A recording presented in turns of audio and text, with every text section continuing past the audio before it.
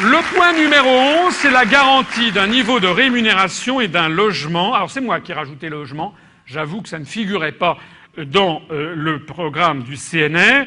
Je ne l'ai pas appris et là j'ai rajouté le mot logement, qui assure à chaque citoyen et à sa famille la sécurité et la dignité.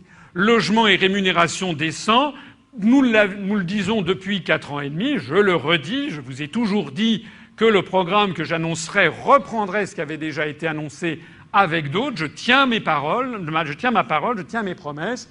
Donc, comme annoncé, nous procéderons à une relance de l'économie et également de l'action sociale par la mise en chantier de 80 000 logements sociaux par an, en plus de ceux prévus.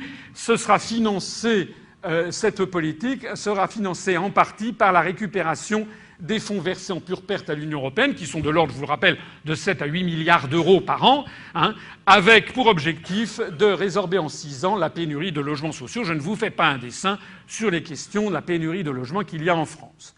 Nous procéderons également à un renforcement d'une loi existante, mais qui est mal appliquée, qui est la loi SRU, et qui, comme vous le savez, impose aux collectivités locales, à toutes les municipalités, la construction de logements sociaux. Pourquoi cet accent sur le logement ? D'abord parce que les Français, notamment les Français modestes, ont de plus en plus de difficultés à se loger à des prix faramineux, mais aussi parce que la construction de logements, vous connaissez ce vieux proverbe français qui dit « quand le bâtiment va, tout va », eh bien il est prouvé en matière économique que c'est un peu générateur d'importation d'une part, et d'autre part que ça permet de créer des emplois assez nombreux sur place. Parce qu'on n'a pas encore réussi à construire un HLM depuis Shanghai.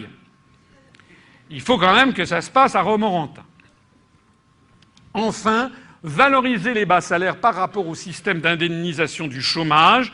L'État renforcera les dispositifs en partenariat avec les entreprises pour que les bas salaires soient réellement améliorés, notamment réellement attractifs par rapport aux TRAP, comme on les appelle, aux situations de chômage indemnisé.